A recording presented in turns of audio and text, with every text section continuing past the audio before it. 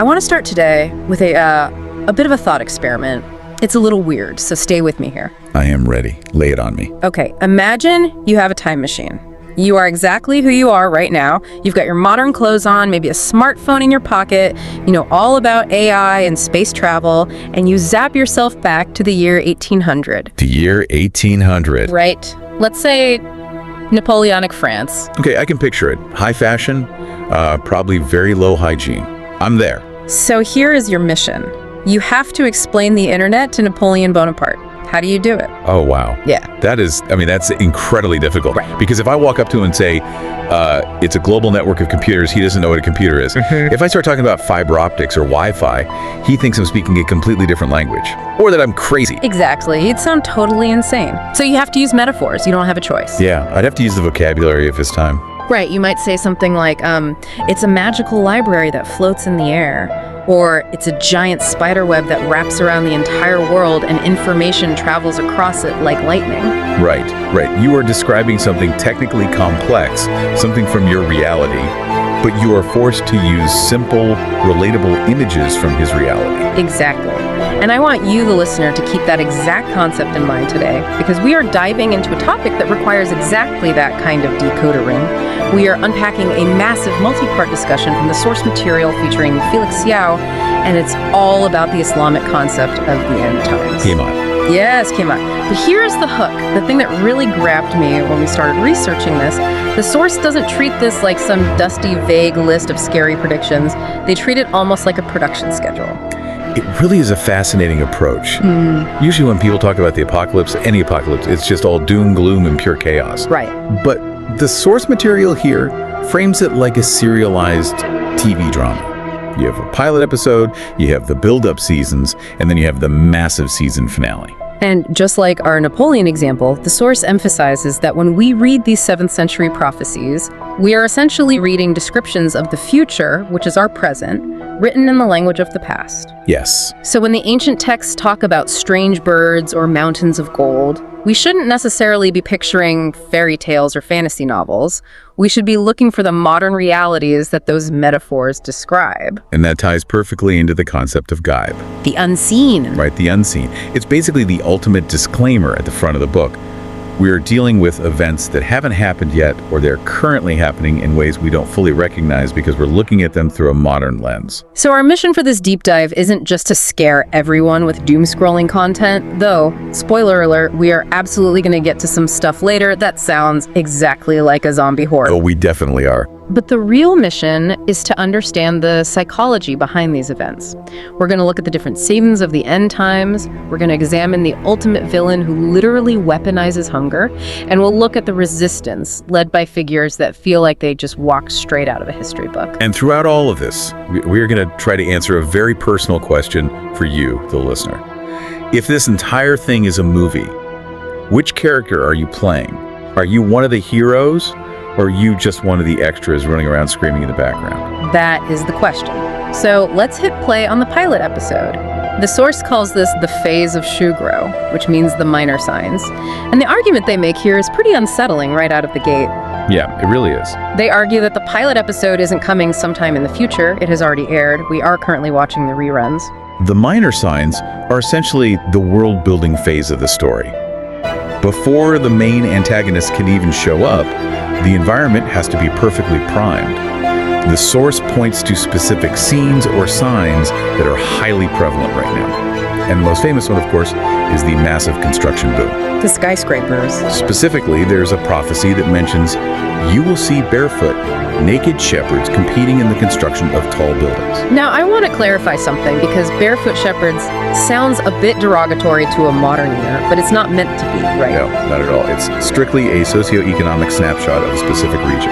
Think about the Gulf states today. Yeah. The UAE, Saudi Arabia, Qatar. Right. You go back just 2 or 3 generations right before the massive oil boom.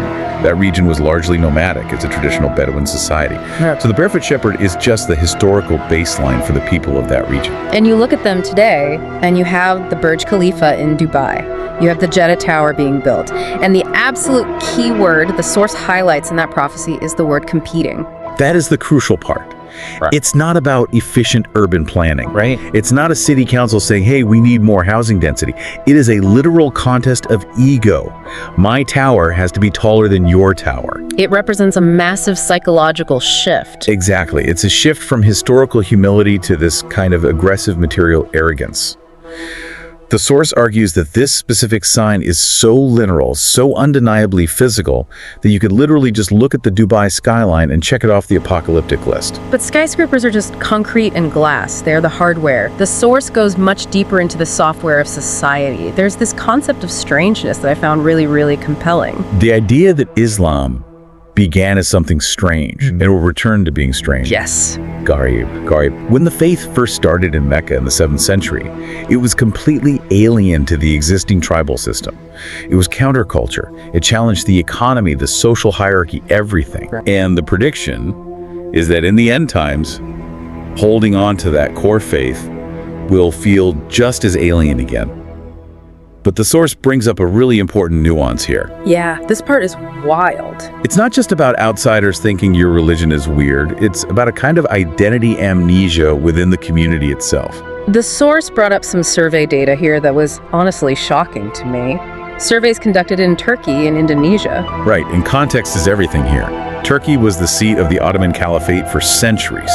Indonesia currently has the largest Muslim population in the entire world. So you would naturally assume the baseline knowledge in those places is very high. You would. But the survey showed a huge number of people identifying culturally as Muslim, but they were completely unable to answer basic foundational questions. Questions like, how many times do you pray a day? Or name a prophet before Muhammad? Exactly. And people were just drawing blanks. They didn't know. It's like claiming to be a diehard fan of a football team, wearing the jersey every day, but not knowing the rules of the game or the names of any of the players. That is a great way to put it. And the expert in the source material, 𝚑𝚊𝚊-channel, emphasizes this data not to shame those people. That's not the point. He highlights it to show a massive global vulnerability. That's a security flaw. Precisely. If you don't even know the basic tenets of your own identity, you are incredibly easy to trick. If you have no idea what the genuine article actually looks like, how are you ever going to defend yourself against a counterfeit? And as we know from the outline of this timeline, that counterfeit is definitely coming. But first, we have to finish the season. We move from the pilot episode to season 1. The medium signs. Right. And the source identifies a very tangible geographical treasure for this specific season, the Euphrates River. This is the moment where the timeline shifts from general societal vibes into specific breaking news territory. There is a very clear prophecy stating that the Euphrates River will dry up and reveal a mountain of gold. So I looked this up while we were prepping the deep dive. The Euphrates is drying up right now. Between climate change, massive agricultural use, and the upstream dams in Turkey, the water levels are at critical historic lows. So that physical part of the prophecy is undeniably happening. It is happening physically, yes. But the phrase mountain of gold is where we have to dig a bit deeper into the metaphors. The force brings in an interesting geological perspective here involving pyrite. Fool's gold. Right? Pyrite is very often found in the exact same geological context as real gold. The host in the source material speculates that as the water recedes to these unprecedented levels, these deep mineral deposits are being exposed. Okay. But they also make the point that whether it is a literal mountain of gold bullion waiting in the mud, or a metaphor for a massive resource like previously unreachable oil, or even the fresh water itself becoming as valuable as gold, the actual substance isn't the most important part. Just the outcome? Yes, the conflict it creates. Because the prophecy states that people will fight and die over this newly revealed resource. And the numbers given are terrifying. Specifically, that 99 out of every 100 combatants who fight for it will die. That is a 99% casualty rate. That is staggering. That's not a standard war. That is an absolute meat grinder. And because of that, the instruction given to the believers in the prophecy is extremely specific. It says, whoever is present there should not take anything from it. Don't touch it. It's a trap. It is the ultimate resource trap.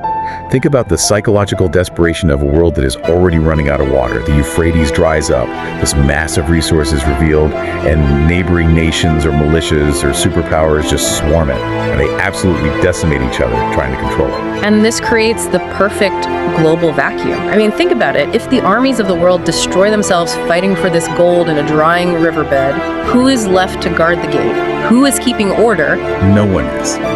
Society becomes deeply fractured. The global population is exhausted, grieving, completely cynical, and desperate. And that exact environment is when the openers step onto the stage. The opening bands. I love this analogy from the source. You don't just drop the final boss, the Dajjal, into the game immediately. You have to face the mini-bosses first. The source mentions there will be about 30 great liars, or lesser Dajjals, who appear before the main one. Their entire job is to normalize massive misinformation, to make the line between truth and fiction so blurry that people just give up trying to tell the difference. They mention these figures acting as local Dajjals. There was this bizarre example from the source about a cult leader in Indonesia. Oh, right. The guy who claimed to be spiritually married to Nyi Roro Kidul. Nyi Roro Kidul, she is the queen of the Southern Sea, right? Yes, she's a very famous mythological figure in Javanese culture, very much pre-Islamic, deeply mystical. But this modern guy claimed he was married to her, and he actually had thousands of followers. Because he offered those people a direct, tangible connection to the unseen. He offered them a shortcut to spiritual power in a chaotic world. The source uses this specific example to show that the market for deception is already wide open. People are hungry for it. Exactly.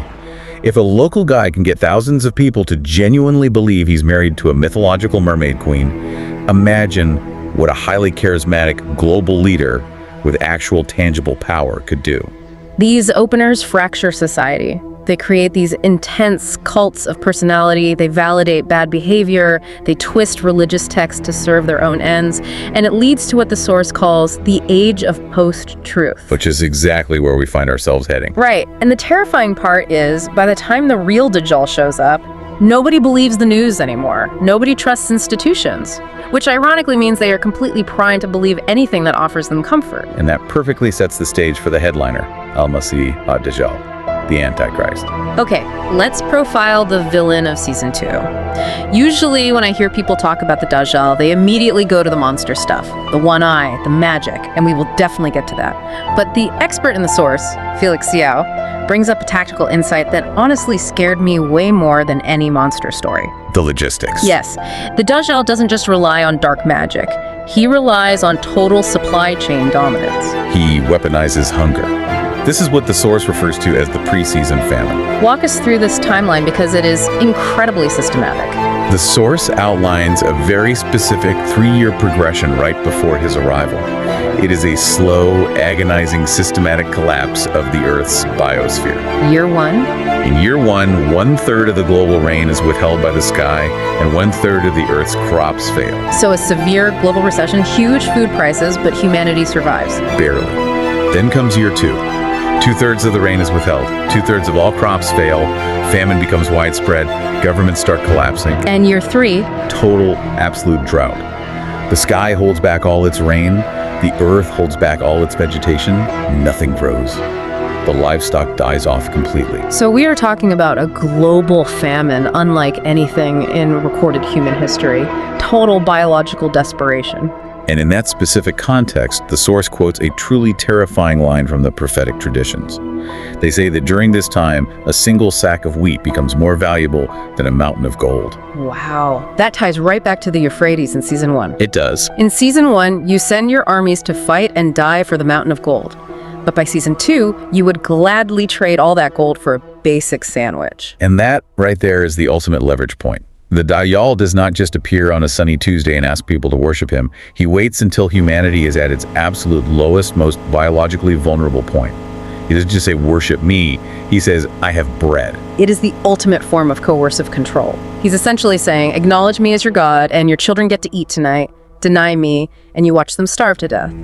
And the scary part is, he backs it up. He has the goods. Right. The source describes him having this incredible control over the environment, or at least an incredibly convincing illusion of control. He points to the sky, and rain falls. But here is the catch.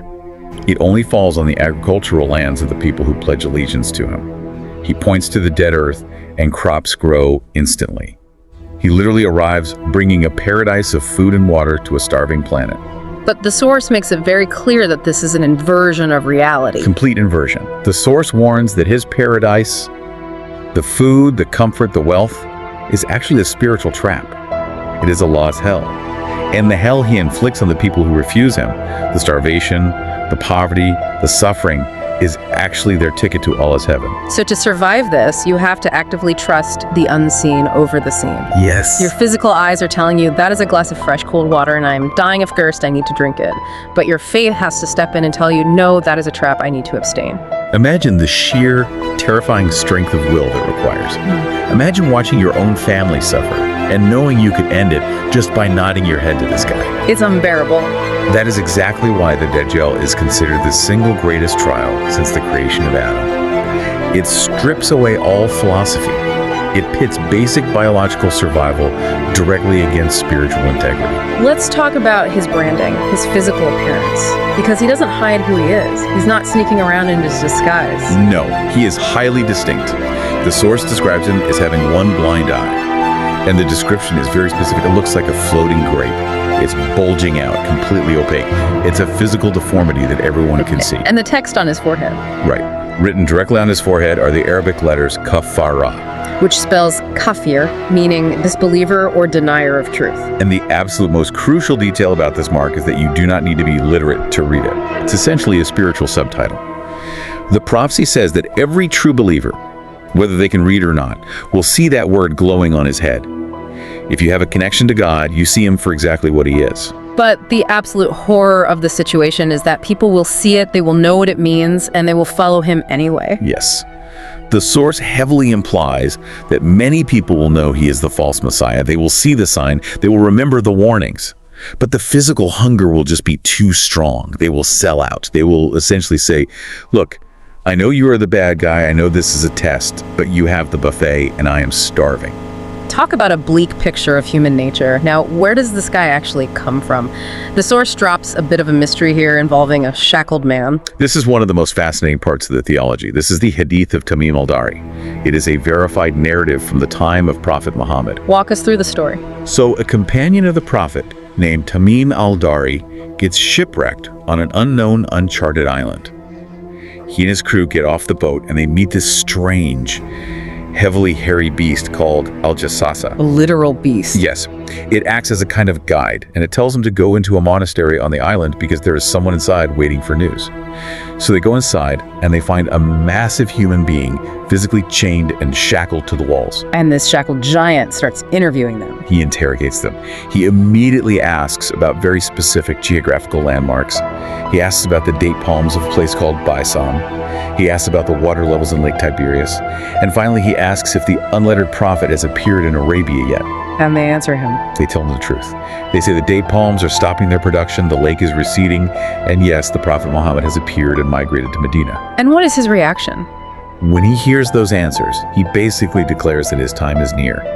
He tells them he is the Messiah and that he will soon be given permission to be released and walk the earth. This detail completely changes the vibe of the story for me. It means he isn't being born sometime in the distant future. He is already here. Yeah. He is somewhere right now, shackled in a physical location or maybe a dimension we just can't access, literally just waiting in the dark for the permission to break out. It gives the whole narrative a terrifying sense of immediacy. The ultimate villain is already standing backstage, listening to the crowd, just waiting for his cue. So let's look at the board. The world is starving, the Dajjal is released, he is touring the globe, and the source mentions his speed moving like a cloud driven by wind. Which implies incredibly rapid, terrifying mobility, maybe modern aviation or something supernatural. He covers the earth fast. Society is completely crumbling. So the question is, who actually fights back? Because right now, the score looks like Dajjal. 1 billion, humanity, 0. This brings us to section 3 of the source material. Yeah. The resistance. The emergence of the Imam Mahdi. Now, for listeners who might not be familiar with Islamic theology, the Mahdi is not a prophet. He doesn't have magical superpowers like Moses parting the sea or Jesus healing the sick. Correct. He is a normal human leader, a direct descendant of the Prophet Muhammad, who appears specifically to restore justice to a broken world. But the deep dive aspect here, the part the source really focuses heavily on, is the location of his emergence. Siam, Yes, the region of Siam. which is the Levant, modern-day Syria, Jordan, Palestine, and Lebanon. The source frames the intense suffering of Siam, not just as a geopolitical tragedy, which it obviously is, but as a spiritual crucible. There is a deep discussion about how the trials in that specific region serve to filter the believers. Filter them how? What does that mean practically? Think about filtering gold in a fire. You apply immense heat to burn away all the impurities until only the pure element is left. The source explicitly mentions the horrific atrocities we have seen in that region over the last decade. The barrel bombings, the endless sieges, the torture prisons under regimes like Bashar al-Assad. The absolute worst of human cruelty. Right. And the theological argument being made is that this intense, decade-long pressure cooker strips away all religious hypocrisy. If you are still standing in the rubble of Syria or Palestine, still holding on to your faith in God after years of constant bombardment and starvation, you are forged steel. You are unbreakable. So out of this unimaginable wreckage comes the Mahdi's core support base. Exactly. The prophecies mention an army of about 12,000 to 15,000 troops liberating Damascus. Which in modern military terms is tiny. That is barely a single division. It's nothing compared to global superpower armies. But they are described as the best of the believers. They are the hardened veterans of the apocalypse. They aren't swayed by Dajjal's food because they already know how to starve. The Mahdi unifies them. He fixes the internal fracturing that was caused by those opener Dajjals we talked about earlier. But from what I understand, even the Mahdi knows he can't actually kill the Dajjals. He is essentially just holding the line. He is the resistance leader pinned down in the bunker. He is keeping the flame of faith alive, protecting the core group, and just waiting until the heavy artillery arrives. And that leads us to the season finale showdown, the return of Prophet Isa, Jesus. The climax of the story.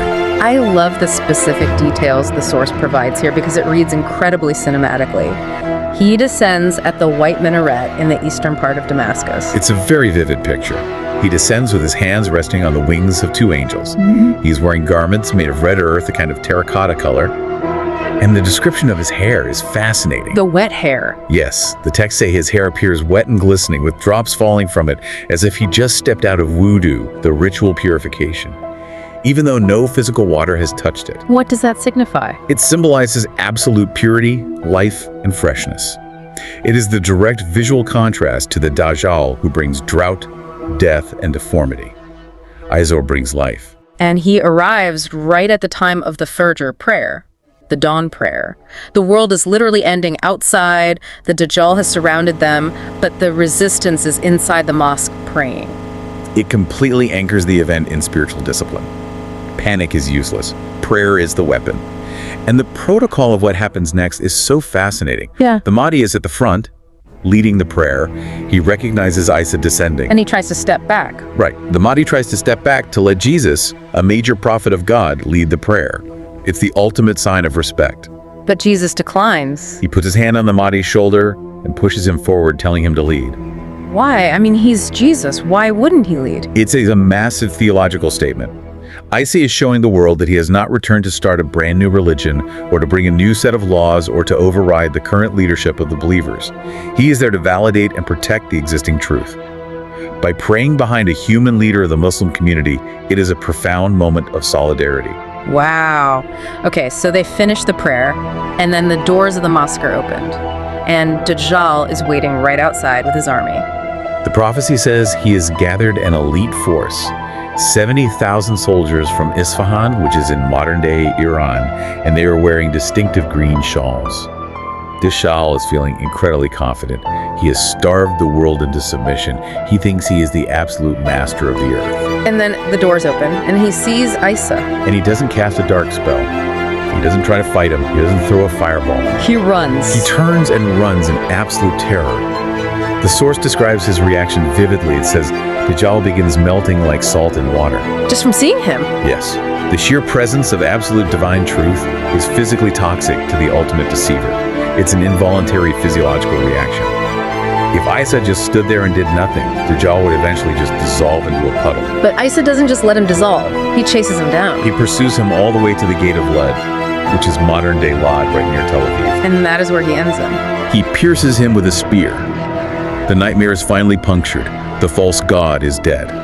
Now, there is a weird, eerie detail I want to circle back to regarding the Dajjal's movements right before this final fight, because it ties back to the time machine metaphor from the intro. Oh, the White Palace? Yes. The source notes that Dajjal tries to enter the city of Medina, but he is blocked by angels. So he stands on a hill outside the city, he points down to the Prophet's mosque, and he says to his followers, "Look at the White Palace of Ahmad." This is exactly what we meant earlier. It's one of those time traveler moments. Think about the 7th century when this was spoken. The Prophet's mosque in Medina was made of mud brick and dried palm fronds. It was incredibly humble. It definitely wasn't white, and it was the farthest thing from a palace. But if you look at aerial footage of Medina today, It's massive. the Prophet's mosque has been expanded over centuries. Today it is a colossal, gleaming white structure made of marble, surrounded by massive white minarets. It looks exactly, literally, like a giant white palace. So the ancient prophecy wasn't using a metaphor. It was visually describing our exact current reality. The Dajjal was describing what the mosque would look like at the time of his arrival, which is right now. Gives you chills. Okay, so Dajjal is dead, the resistance wins, everyone cheers, the screen fades to black, roll the credits. You would really think so. Yeah. But this is where the script throws a massive curveball.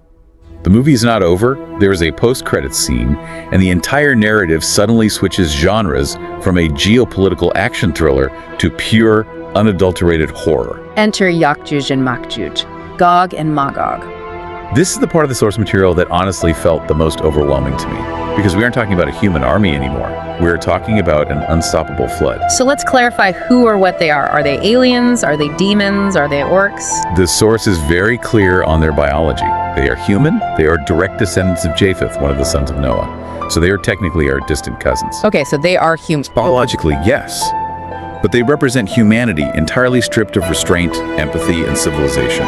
They are primal, chaotic, consuming machines. And the numbers. The source mentions a terrifying ratio regarding their population. A prophetic tradition states that for every one normal human being entering heaven, there are 999 from Ya'juj and Ma'juj entering hell. Almost 1,000 to 1. Now, whether you take that as a literal demographic population count or just a powerful metaphor for their overwhelming, uncountable mass, the strategic point is exactly the same. Humanity is hopelessly outnumbered. And right now, as we speak, they are trapped behind a wall. This leads us directly to the massive historical mystery of King Zulkarnain. I really want to deep dive on this because the source spends a significant amount of time unpacking his identity. Who was this guy? Zulkarnain literally translates to the two-horned one, or he of the two ages. He is a major figure mentioned in Surah Al-Kahf in the Quran. He's described as a powerful ruler who travels to the far east and the far west, establishing justice. Then, he takes a journey to the north. And what does he find there? He travels to a place situated between two steep mountains. And there he finds a vulnerable tribe of people who can barely understand his speech. They're absolutely terrified of these neighboring tribes, Ya'juj and Ma'juj, who are constantly raiding and ruining their land. Now, growing up, I always heard that Zulkarnain was Alexander the Great. That is the most common historical theory, right? It is definitely the most popular classical theory, but the expert in the source material, and quite a few modern historians, completely rule him out. Why? Alexander conquered the world. He fits the profile of a great king. He fits the military profile, but he completely fails the character profile. Alexander the Great was a polytheist. He actually claimed to be the literal son of Zeus. He was famous for his drinking binges, his excess, and his often brutal, merciless conquests. Not exactly a saint. Right. Meanwhile, Zulkarnain is described in the Quran as a devout monotheist, a remarkably just ruler who went out of his way to protect the weak, and someone who constantly attributed his power to God, not himself. The psychological and religious profiles just do not match at all. The source also rules out Akhenaten, the Egyptian pharaoh, even though he was a monotheist, because he didn't have the global reach. Yeah. So who is the prime suspect? The strongest candidate presented is Cyrus the Great, the founder of the Persian Empire. Okay, sell me on Cyrus. Make the case. First, let's look at the name, the two horns. Cyrus is historically depicted in ancient reliefs wearing what's called a hem crown, which is a helmet featuring two distinct ram horns. Okay, physical match. Second, his vast conquests perfectly match the East and West geographic descriptions. But most importantly, his character matches perfectly. He was known as a liberator. Yes. He freed the Jewish people from their captivity in Babylon. He funded and protected them so they could return to Jerusalem and rebuild the temple. The Bible actually speaks incredibly highly of him. In the book of Isaiah, he is referred to as an anointed one, a Messiah figure. But wasn't he Zoroastrian? I thought that was fire worship. Dualism.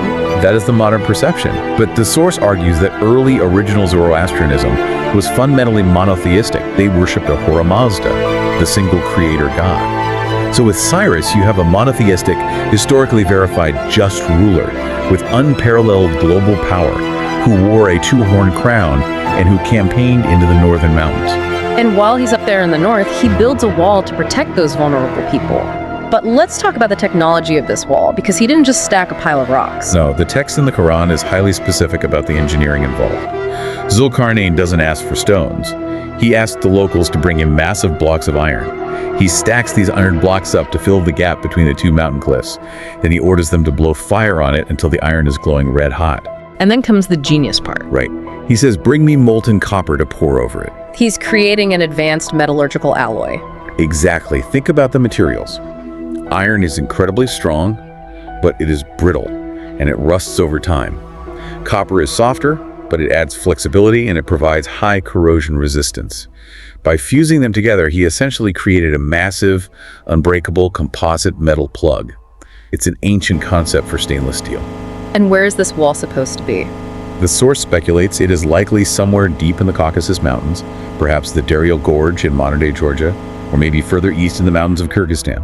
But the terrifying reality of the timeline is that this wall is currently failing. Yes. There is a verified prophetic dream from Prophet Muhammad.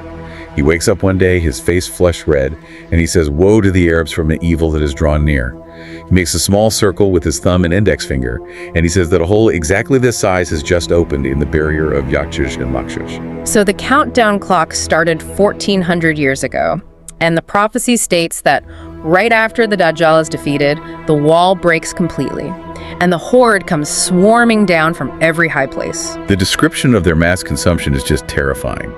As they pour south, the very first wave of their horde passes by the Sea of Galilee, which is Lake Tiberias, and they stop to drink. And they drink it dry. They drink the entire lake completely dry. By the time the back end of the horde passes through that exact same valley, they are walking on dry, cracked dust. And they look down and say, you know, there used to be water here. That implies a biomass so unimaginably massive that it strips the earth of fundamental resources in a matter of hours. A locust swarm in human form. And this is where the movie shifts again. Because Jesus, who literally just killed the Dajjal, the most powerful dark entity on earth, does he stand his ground and fight them? He can't. The source says that God reveals a direct message to Isa, saying, "I have brought forth servants of mine against whom no one has the power to fight." So God is telling Jesus, run.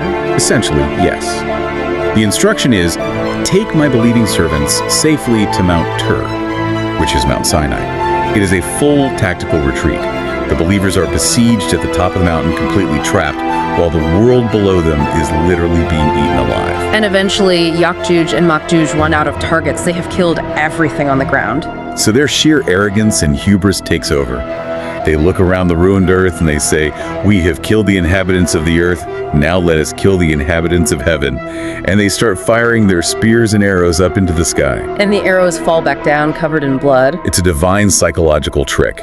God allows them to believe they have actually won. They see the blood and they think, we did it, we killed the gods. They completely let their guard down. They think they're invincible. And that is exactly when the end finally comes for them. Not with a meteor strike, not with a nuclear explosion, but with a worm. The Nagath. A parasite. Yes.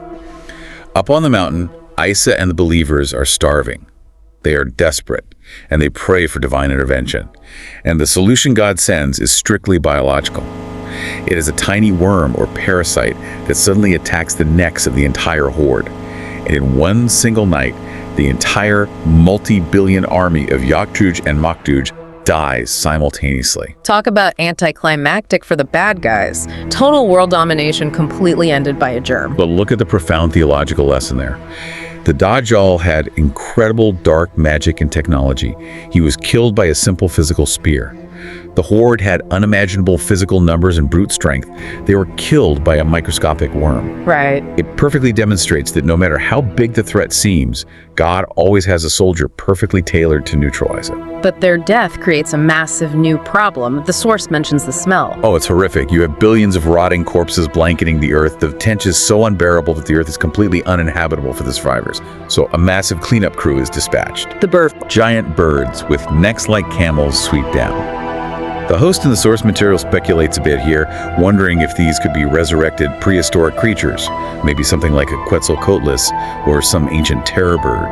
But whatever they are, their function is purely waste management. They carry the billions of bodies away and throw them into the sea or wherever God commands. And then comes the rain. A massive, purifying rain that washes the entire surface of the earth until it is clean like a mirror. And finally, after all the horror, there is perfect peace. It's a hard reboot. The entire system is flushed. Yes, the earth is renewed. Okay, so that is the epic narrative. But as we start to wrap up the deep dive, we really have to ask them, so what question? We always have to anchor it back to the listener. Exactly. We've covered zombies, wars over gold, mind control, and ancient parasites. It is an incredible story. But what is the actual toolkit for the listener? Why does this specific knowledge matter to someone who is just driving to work right now in 2026? To answer that, the source focuses heavily on one specific chapter of the Quran, Surah Al-Kahf, the chapter of the cave. It is prescribed as the ultimate shield. Yes. The Prophet strictly recommended memorizing and reading the first and last 10 verses of this exact chapter to protect yourself against the Dajjal. But the source asks the critical question: why this chapter? It's not just a magic spell you chant to make the bad guy go away. It is a thematic, psychological antidote. Let's break down the 4 main stories contained in that chapter because it maps perfectly onto Dajjal's tactics. Let's do it. First story. First, you have the story of the sleepers in the cave. These were young men who fled from a tyrannical, oppressive society to a cave to protect their faith, and God put them to sleep for centuries. This story teaches resilience against physical persecution. Yeah. Which is exactly the fear tactic Dajjal uses. Second story. The owner of the 2 gardens, a man who was given immense agricultural wealth, and he arrogantly thought his wealth made him a god. He forgot the unseen. This story teaches resilience against extreme materialism, which is the bread and the fake paradise that Dajjal uses to bribe people. Third story. Moses and Khadir. Moses, a mighty prophet, thought he knew everything. But God sent him to learn from Khadir, who showed him the hidden reality behind seemingly unjust events, a boat being damaged, a wall being built. This story teaches resilience against false information and the illusion of the seen world, which is Dajjal's core deception. And the fourth story is Zulkarnain. Right. A king who is given absolute unmatched global power, but who remained completely humble and servant-hearted. This story teaches resilience against the absolute corruption of power. That mapping makes perfect sense. Dajjal attacks human psychology on 4 distinct fronts: fear, greed, ignorance, and power. And Surah Al-Kahf literally gives you the historical case studies on exactly how to beat all 4 of those attacks. Exactly. Reading it every week isn't just a ritual. It trains your brain to recognize the pattern of deception. And finally, beyond the mental training, there is the physical training. The lesson of hunger. We established earlier that Dajjal's primary, most effective lever of control is hunger. Therefore, the physical ability to withstand hunger is a literal superpower in the end times. Fasting, puasa. Fasting is not just a religious ritual to feel bad for the poor. It is an active survival drill. If you panic and lose your mind when you miss your lunch today, you are absolutely not ready for the Dajjal. You will fold immediately. You will. Fasting actively teaches your body you are not the master. It teaches your mind that true sustenance comes from God, not just from the local grocery store supply chain. The source had a truly beautiful line about this. They said, in the time of famine, the food of the believer is dhikr. Dhikr, the remembrance of God. In a world where every single material resource is weaponized against you, your spiritual resources become the only food that the enemy cannot sanction, blockade, or take away. That is a remarkably powerful place to land. We have gone from the massive skyscrapers of Dubai to the drying riverbeds of the Euphrates, straight through the psychological nightmare of the Dajjal, and we ended up with a surprisingly simple, practical prescription.